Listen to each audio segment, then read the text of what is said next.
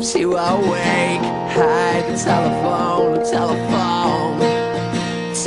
Welcome to the 12th episode of the MMA Outsider Podcast, the show for people who are leaning strongly to the left in more ways than one, like Congressman Anthony Weiner. Joining me as always is the man who never puts a sock in his boxers, John Buhl. John, how you doing? Actually, I don't even wear underwear when I tweet my crotch. I mean, I think if you're going to be a crotch tweeter, you might as well go full Monty. Yeah, I mean, and you gotta either that or pick a pair of classier underwear like a Speedo or something. Something to really show the goods. Do you think like a European man thong would have made it that much more classy? I don't know. That whole, the way he lied about it was just hilarious. When are we going to get scandals like that in MMA? Like, when is Dana White's crotch going to be all over, like, television? I don't know. I mean, he just dropped the F-bomb as far as gay people, and that was a scandal, but certainly not as juicy and fun. I think if anyone, it's going to be Ken Pavia. I mean, he's done so much to his reputation on Twitter already. Actually, didn't Tito Ortiz? Oh, you're right. What am I even thinking? He knew that the full Monty was the way to go. Well, yeah, I admit I didn't look, but I heard it was impressive. Anyway, we actually have real fights to talk about, not real penises. We're going to break down the main card of UFC 131, which just got a lot less sexy with the diverticulitis of Brock Lesnar. We're going to start with the opening fight. Donald Cerrone takes on Brazilian fighter Wagner Rocha. What do you think, John? I'm definitely going with Cerrone on this one.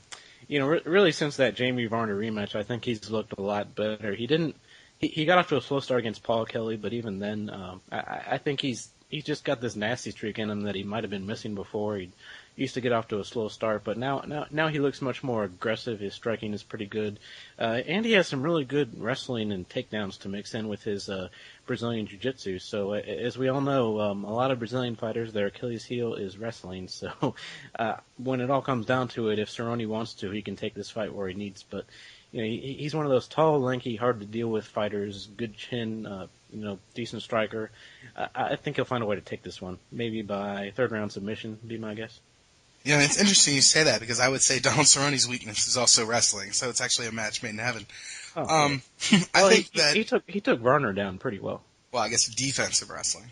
Okay, fine. Yeah. Defensive wrestling, you're right. But I think that since Rocha is not that great of an offensive wrestler in his own right, I think Cerrone's really going to be able to open up on the feet, which is something we haven't really seen from him in a while. But he is a really strong Muay Thai fighter. He has good kicks. He's able to take a lot of punishment, which helps him be more offensive. Sort of like Quentin Rampage Jackson, where their ability to take punches helps them close the distance and land their own shots. So I think it's going to be a good fight for him. I think he's slowly working his way into the mix in the UFC. I don't know if he's ever going to be a guy who challenges for the title in the UFC, but definitely one of the stronger guys to come from the WEC.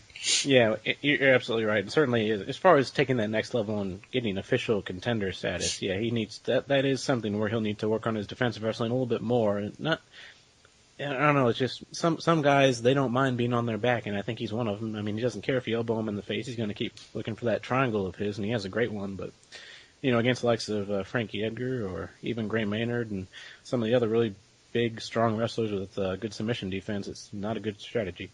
Clay Guida, 30-27. And hey, actually, the new and improved Clay Guida. That's right, Clay Guida 5.0. Except their teammates.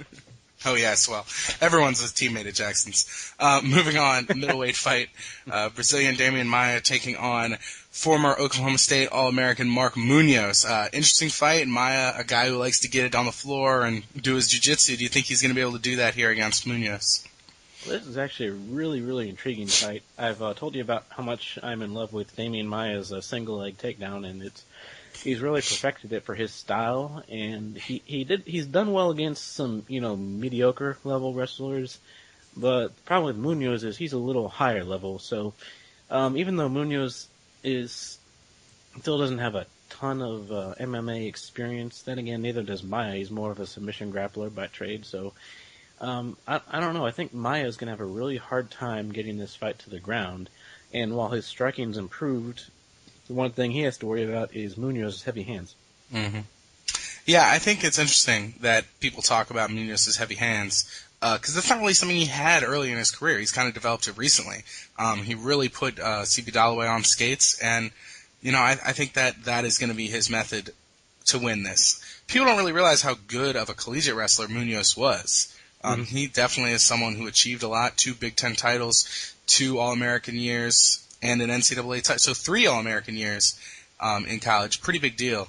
And I think that Maia has impressed with wrestling. His lateral drop on Chael Sonnen was borderline amazing. But I don't think he's going to be able to do that against Munoz. I think this is going to be Munoz on the feet. However, I will not be shocked at all if Maia is able to pull guard or get the fight to the ground in a different way than just a single leg takedown. Yeah, and that's the thing that makes Maia tricky is he's so good with the trips, the finding ways to pull guard that don't really put him in a bad spot. And yeah, he's all around, as good a grappler as I've seen in the sport. So if he can get Munoz down, then it becomes a completely different fight. Yes, his ground game is one of the most beautiful things in MMA. Moving on, another guy known for his ground game, John Olav Ainamo, makes his UFC debut, most known for defeating Roger Gracie in an Abu Dhabi match, takes on Dave Herman, finally getting to the UFC after having a series of contract disputes with Bellator. What is your pick on this fight, John? This fight gives me a headache. I don't know what it is. I have no idea. Ainamo, great grappler, but he's been out of commission for a long time. So your guess and anyone's guess is as good as mine as far as what he's going to look like. It's going to be a complete crapshoot. And on the other end of things, you have Dave Herman, who, quite honestly, I kind of get the feeling that he's a bit of a head case. He's a really, really talented, gifted guy, but I don't think he's all that interested in putting 100% in the training room. So, one minute he'll look great, the next minute he'll get knocked out by a Japanese fighter that you wouldn't expect. So Korean. Oh, Korean, sorry, racist. I don't know.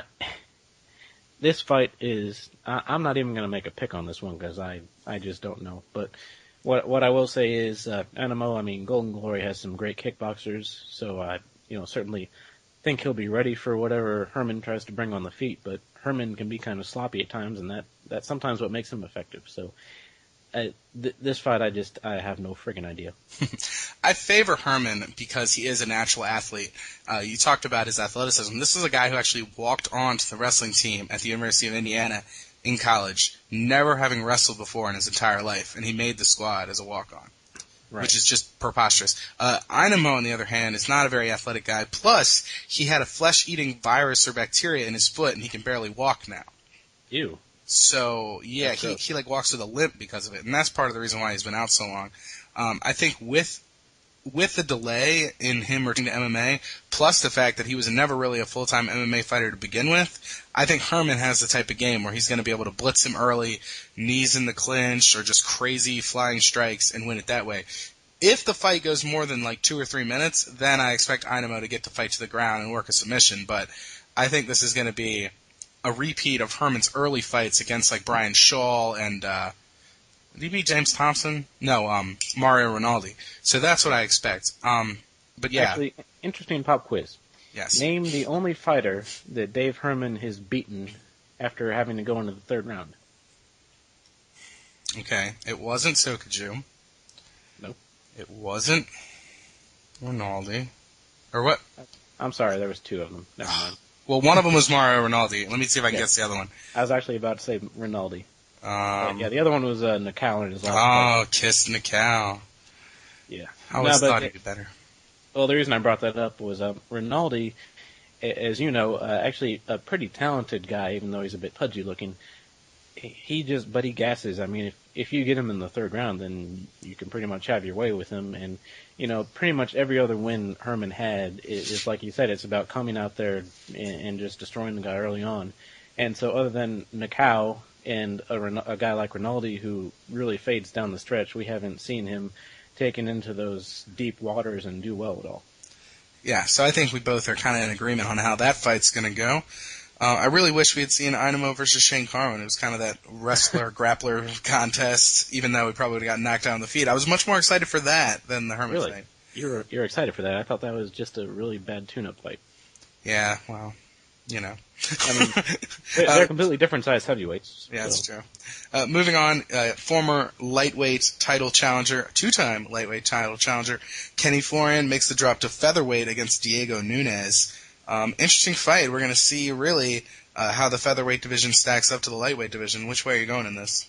Yeah, and in one of my few moments of actual journalism, I remember talking to Florian and asking him about the weight cut, and he said he wasn't going to do a test cut, and he's just confident that it's going to work out okay. And, one thing when a guy changes weights like that, it's always interesting to see how the weight cut affects them. And some guys do okay with it, and other guys, though, it takes a little bit more out of them than you expect. I mean, you talked about it, when you're mentioning the whole sauna aspect in Danny Downs' fight where he had to cut a ton of weight, and you go in there, you think you feel okay, and then as soon as you have to, you get pressed up against the cage and you try to push back and you can't move, and it's not necessarily something you expect or see coming. So for me, I think it's a really interesting fight. They've both got very good Muay Thai. Florian's boxing has gotten better over the years, but for me, I got the safe bet is Nunes until we see how Florian can do at featherweight, unless Florian does a really good job of implementing some kind of a wrestling game plan and getting Nunes down.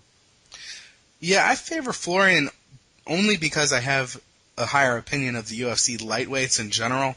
I think that if you look at a lot of the big victories that Nunes had, it was against guys who are high ranked, but at the same time, these are guys that, like, Mike Brown is a guy who pretty much was a failed lightweight and dropped down to featherweight. Rafael Assunção is a guy who people were really excited for, and now he's kind of fizzled a little bit during his W. The things that Florian's had going for him is he's always been the better striker recently. And I think it's going to be interesting because Nunes does have a classic Thai striking style, so he's going to be able to push Florian in a way that people like Gray Maynard or Clay Guida or Joe Stevenson didn't. So that'll be interesting. But I do favor Florian just because he's going to have a size advantage, and I just think lightweights are a lot better than featherweights at this point in time. Yeah.